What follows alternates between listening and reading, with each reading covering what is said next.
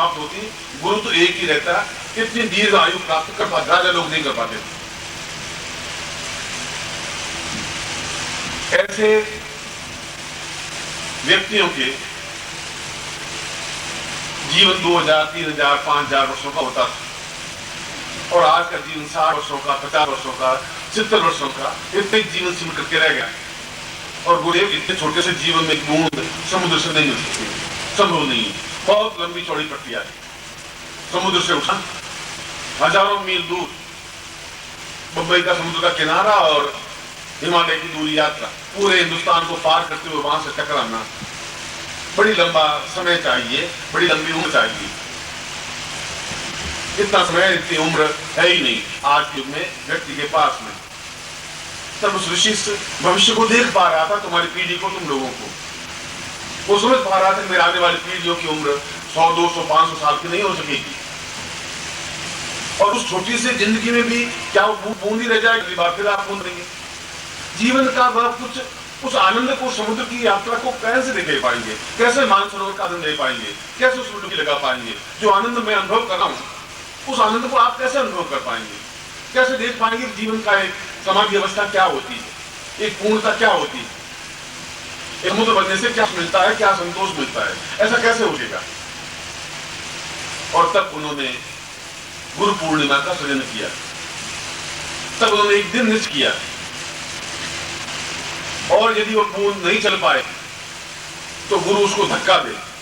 एक लड़का, उसको एमए पास करवाना है, 16वीं क्लास पास करवाना है, तो पहली क्लास में बैठा हुआ है, तो या तो वो धीरे धीरे दूसरी क्लास पास करे, फिर तीसरी पास करे, फिर 5वीं में फेल हो, 2 बार फिर 5वीं पास करे, फिर मैट्रिक के इम्तिहान में जाए, बोर्ड इम्तिहान दे, 3 में फेल हो, फिर मैट्रिक का इम्तिहान करे और 20-22 वर्षों में मैट्रिक पास करे। और या फिर गुरु उसको धक्का दे, तीसरी क्लास से 5वीं क्लास में बिठा दे, फिर 5वीं से धक्का दिया और 9वीं क्लास में बिठा दे, और धक्का दिया 11वीं और 15वीं और 16वीं क्लास। इस धक्का देने क्रिया को दीक्षा कहते हैं। आपको चले धीरे, आपका रास्ता आपके लिए खुला है, और नहीं चल सकते तो फिर गुरु पूर्णिमा इतना ही है। पूर्णिमा तो मेरे आपस में देखने की क्रिया नहीं। गुरु पूर्णिमा का कर्तव्य है कि गुरु तुम्हें धक्का दे, तेजी से बाहर उस जगह जल्दी पहुंचा दे इन 60 वर्षों के अंदर अंदर। और 70 साल, 50 साल और 60 साल में जब तुम्हारी गर्दन हिलने लग जाए, बाल सफेद हो जाए, टांगे जवाब देते हैं, और उसके बाद तुमने यात्रा प्रारंभ की भी, तो उस यात्रा का आनंद भी क्या रहेगा। जो जवानी में जो आनंद प्राप्त करें वही तो आनंद है, वही जीवन की श्रेष्ठता है। और जवानी समाप्त हो ही नहीं सकती, ये गुरु से रगड़ खाए तो जवानी खत्म होती ही नहीं है।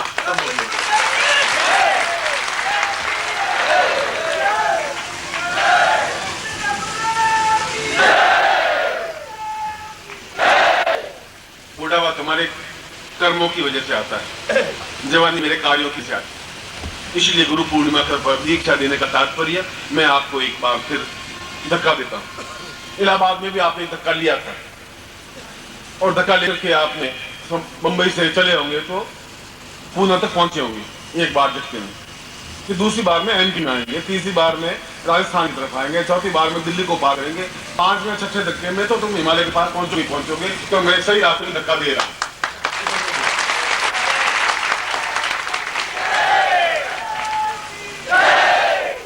और तुम धक्के लिए तैयार नहीं हो। अगर मानो तैयार हो भी नहीं तो मैं करूंगा पीछे। जब तो मेरे सामने होगी ही नहीं तो मैं धक्का दूंगा भी इसको। मैं तो चाहता हूं कि मेरी आंखों के सामने तुम्हारा यौवन देखूं, उद्दाम वेग देखूं, क्योंकि यह एक प्रक्रिया है।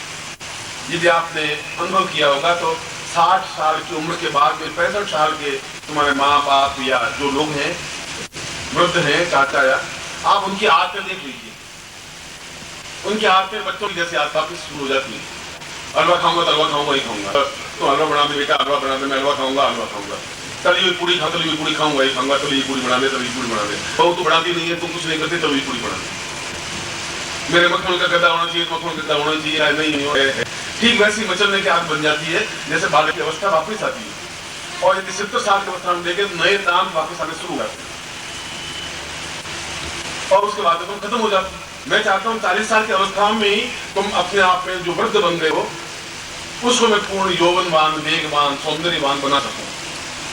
वो बन सकता है तुम्हारे अंदर एक ज्वाला पैदा करके, एक वेग पैदा करके, एक पवन पैदा करके, और पवन मतलब है हम पवन, ऐसा वेग, ऐसा जोश कि एक छलांग में तुम समुद्र को पार कर सको, एक छलांग में हिमालय को पार कर सको, छलांग में पूर्ण समुद्र पार कर सको, एक छलांग में पूर्ण रूप से गुरु में लीन हो सको, और उस आनंद को, उस धन को, सौंदर्य को, ऐश्वर्य को, पूर्ण प्रतिष्ठा और कुछ प्राप्त कर सको।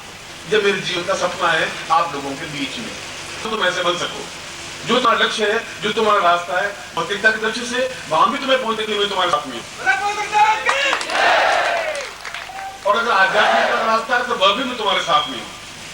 ऐसे में वन साइडेड तुम्हें ले जाना चाहता हूं, ऐसा भी नहीं चाहता हूं मैं तुम पूर्ण भोग युक्त बनो, मैं भी चाहता हूं, पर रोग युक्त नहीं बनाना चाहता। तुम्हारे जीवन में ऐश्वर्य हो, पर ऐसा नहीं तुम डायबिटीज, ब्लड प्रेशर से मरे हुए चल सको, ऐसा नहीं चाहता हूं। जीवन को एक सही गति से गति देना चाहता हूं। गुरु पूर्णिमा का पर्व ऋग्वेद के इसी मंत्र से प्रारंभ हुआ, जिसकी व्याख्या तैत्तिरीय उपनिषद ने की कि शिष्य जिसका भाग्य है, और भाग्य अगर नहीं है, ललाट पट्टे लिखितम विधाता गुरुवान सदैवम प्रणतम प्रणम्यम। विधाता ने तो एक बार आपके भाग्य जो लिख दिया वो लिख करके चली गई, उसको ध्यान नहीं था मुझे क्या लिखना, लिख दिया कि तुम जिंदगी भर नौकरी तो कर घिसोगे, अफसर की गुड़कियां खाओगे, और घर में आके पत्नी की गुड़कियां खाओगे, फिर मर जाओगे। विधाता लिख के चली गई। अब ये भाग्य में यही लिखा, जो विधाता ने लिख दी उसके नीचे भी जो खाली पन्ना लिखा हुआ है, पड़ा हुआ है, उसमें तुम्हारे गुरु और कुछ पंक्तियां जोड़ सकते हैं, जिससे कि तुम जो कुछ चाहो।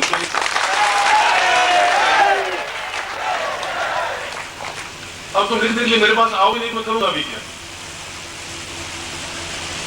तेरा जीवन कोरा काल कोरा ही रह गया तो रह गया तो रह गया, मैं तो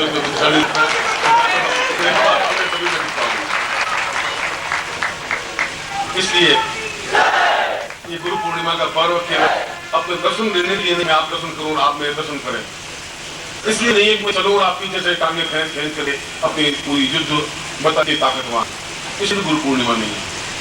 गुरु पूर्णिमा तो इसलिए है कि आप जीवन में उस भार को सहन करें जिसको दीक्षा तुम्हें दे, चाहे प्रारंभिक गुरु दीक्षा है, चाहे विशेष दीक्षा है, चाहे तुम्हारी भौतिक दीक्षा है, वह भी उतनी सार्थक है, चाहे तुम्हारी आध्यात्मिक दीक्षा है, वह भी उतनी सार्थक है। जीवन में पूरा भोगयुक्त बनना भी जीवन का आनंद है। धन हो हमारे पास, खर्च करो खत्म नहीं हो, ऐसा मैं चाहता हूं। तुम्हारा पूरा सौंदर्य हो तुम्हारे पास, यौवन हो, उसके बाद भी तुम्हारा जीवन का चित्त उस समाधि में भी लग सके, जन्नत की तरह, जहां पूरा राजा था, धन मान प्रभुता ऐश्वर्य पूर्णता सब कुछ, और एक क्षण में समाधि अवस्था में लीन हो जाता और पूर्ण आनंद प्राप्त कर पाता।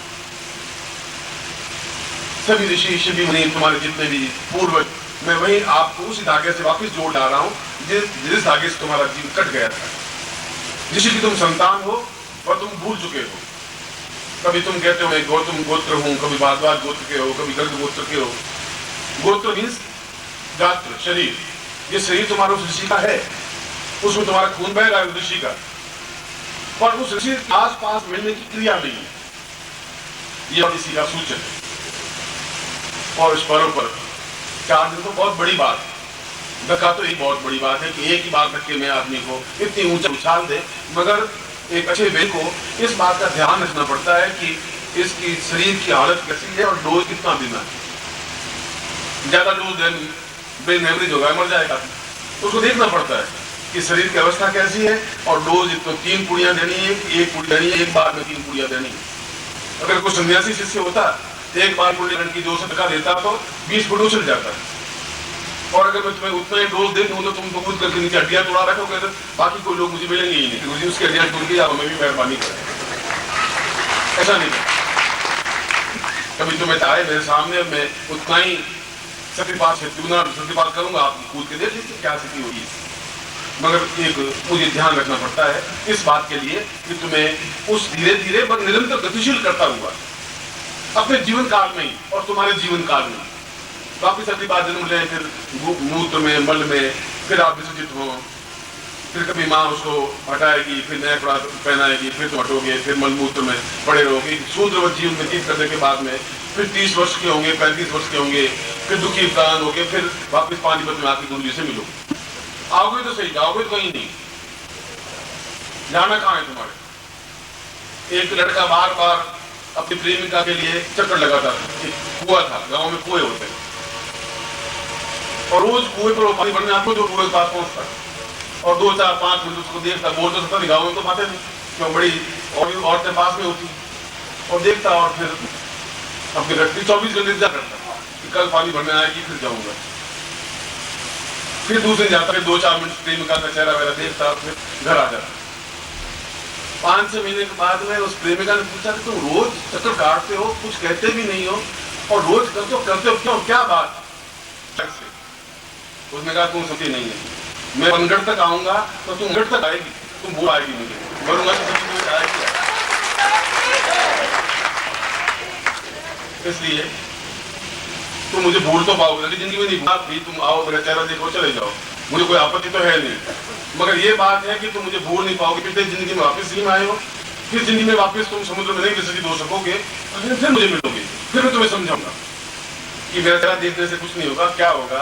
ऐसा बार बार चक्कर मत काट, 6 महीने बर्बाद मत, जो कुछ करना है शादी ब्याह सगाई आप कर, खेल खत्म कर, हुआ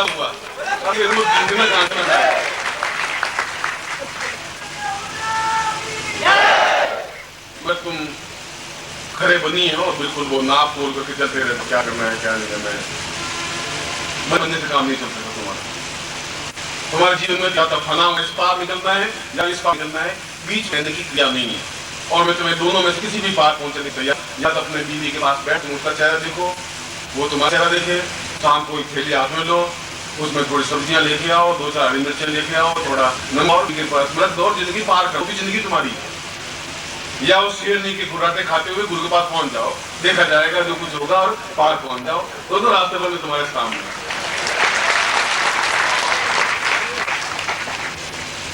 और ये जीवन की 4 दिन गुरु पूर्णिमा क्यों है, धक्का देने की प्रवृत्ति क्यों है, क्या आवश्यकता है, क्यों इस समय का उपयोग कर ले हम, और जल्दी से जल्दी उस आनंद को क्या करते हैं जहां जीवन में कोई कमी नहीं रहती। लक्ष्मी को पीछे तुम्हें भागने की जरूरत नहीं रहेगी, लक्ष्मी खुद तुम्हारे पीछे भागेगी। तुम खुद एक नर से नारायण बनने की क्रिया है, पैदा तो वही हो और नारायण बने, तो लक्ष्मी को तुम्हारे अपने आप में दासी बननी पड़ेगी, तुम्हारे पास अर्धांगिनी बननी पड़ेगी, तुम्हारे पास आके खड़ा ही होना पड़ेगा। तुम उस लक्ष्मी के पीछे भागने से कुछ नहीं हो पाएगा, तुम्हें उतना सक्षम बन जाना है। वो सक्षम बना लेने के लिए वह धन मान पद प्रभुता ऐश्वर्य पूर्णता सुख सौभाग्य और कुंडली की प्रक्रिया और जीवन पूर्णता की प्रक्रिया, जो कुछ भी आप प्राप्त करना चाहे कर ले। ऐसा गुरु, ऐसा बार बार टकोरने वाला, बार बार कहने वाला, और ये मुझे मालूम है कि आप बहुत दूर तक पहुंचे हुए हैं, ये भी मैं तुम्हें जानता हूँ।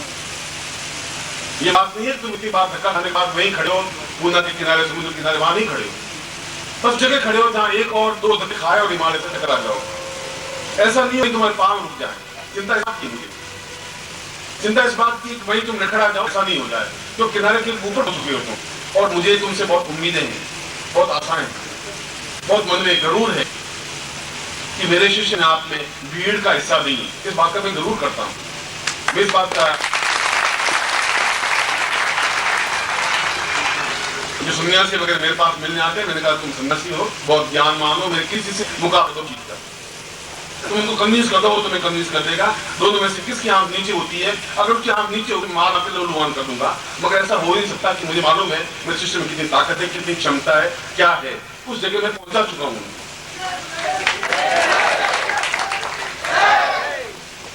जीवन का एक सौंदर्य का भाग है गुरु पूर्णिमा, जीवन का आनंद का भाग है गुरु, और जिनका सर्वस्व का भाग है शिष्य। इन तीनों का समन्वय हम यहाँ कर रहे हैं।